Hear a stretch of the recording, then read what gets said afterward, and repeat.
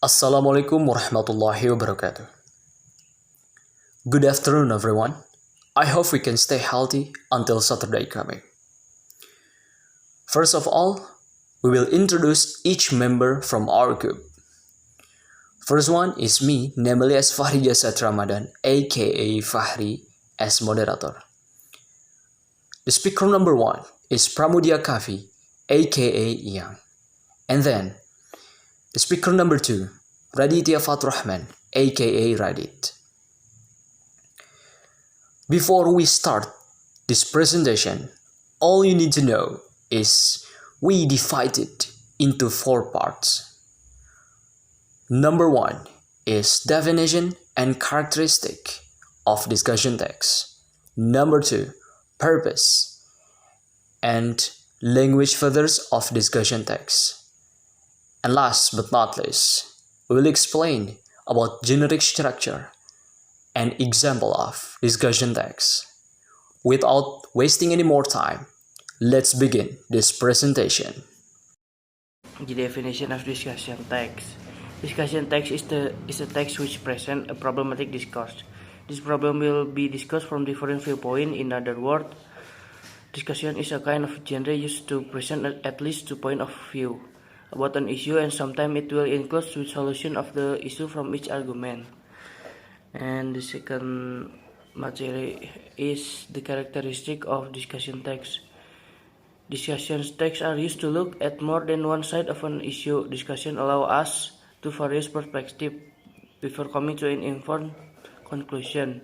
The characteristic of the discussion text are the presentation of the issue, then the pros and cons argument related to the issue, discuss and suggestion for readers.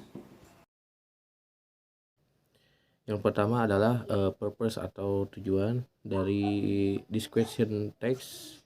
Yang pertama adalah to present 2 points of view about issue or problem. Yang mana discussion text adalah untuk memberikan 2 poin atau untuk memberikan 2 pandangan mengenai isu ataupun permasalahan yang nantinya akan ada 2 sudut pandang yang berbeda. Yang kedua, to present argument from differing points of view about issue or problem. Yang mana adalah untuk menyajikan argumen dari sudut pandang yang berbeda tentang isu atau permasalahan. Dan yang ketiga adalah to give information regarding to conclusion about discussion. Maksudnya adalah di sini nanti akan memberikan kesimpulan atau hasil dari kesepakatan mengenai teks diskusi tersebut. Dan yang keempat adalah solve related problem in the end, yang mana artinya adalah selesaikan masalah terkait dan pada akhirnya gitu. Jadi selesaikan masalah sampai pada akhirnya. Lanjut, yang kedua adalah language feature atau kaidah kebahasaan. Yang pertama, using adverbial of manner. Contohnya ada deliberately and hopefully. Yang kedua, using modalities and simple present. Contohnya ada must, should, could, may.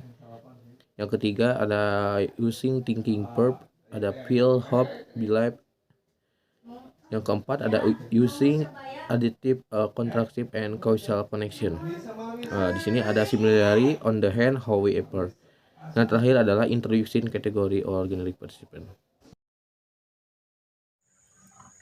The next material that we will explain is about generic structure of discussion text atau struktur umum dari teks diskusi. Bagian pertama dari struktur umum teks diskusi adalah statement of issue. Apa yang dimaksud dengan statement of issue?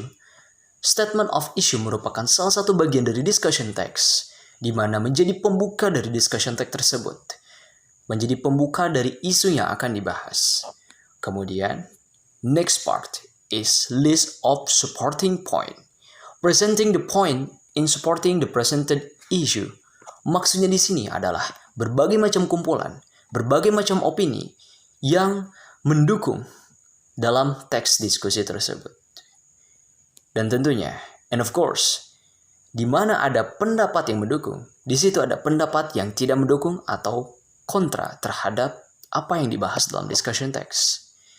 Seperti halnya yang akan saya jelaskan yaitu bagian berikutnya, list of conservative point, presenting other point which disagree to the supporting point. And then, the next part is recommendation, starting the writer recommendation, atau bisa kita katakan sebagai conclusion, kesimpulan, yang bisa dibahas mengenai discussion text yang tadi telah dijelaskan. And we move to example of discussion text. Example number 1 is the advantage and disadvantage of internet. Seperti yang teman-teman lihat, bahwa pada paragraf pertama, tentunya of course, adalah paragraf yang membahas mengenai isu yang akan dibahas dalam discussion text tersebut. And of course, statement of issue. Paragraf nomor kedua, kita bisa lihat bahwasannya pada paragraf ini terdapat beberapa keuntungan yang bisa didapatkan dari internet tersebut.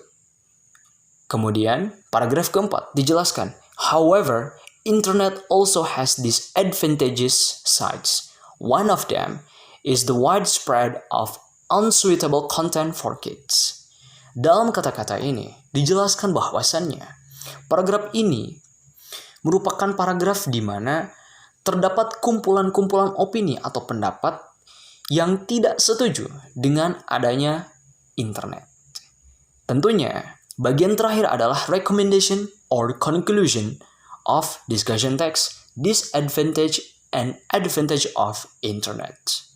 The example number 2 is pros and cons on video games.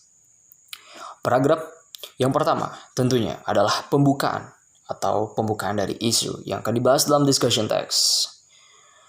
Kemudian, paragraf yang kedua adalah list of supporting point. Mengapa paragraf kedua merupakan paragraf yang menjelaskan mengenai pendapat yang pro terhadap discussion text, pro terhadap video games? Karena saya mengutip perkataan, people who believes in good influence of video games say that video games kill children boredom and refresh their minds after a tiring school days. These games encourage children to be more creative because the games challenge children to win. Kemudian paragraf yang ketiga, on the other hand, dari sini sudah bisa kita lihat bahwasannya paragraf ini menjelaskan mengenai beberapa kumpulan opini yang tidak setuju dengan video games. Dan tentunya paragraf terakhir adalah membahas mengenai rekomendasi atau kesimpulan yang dibahas dalam discussion text. And then it's all about example of discussion text. Thanks you for your attention.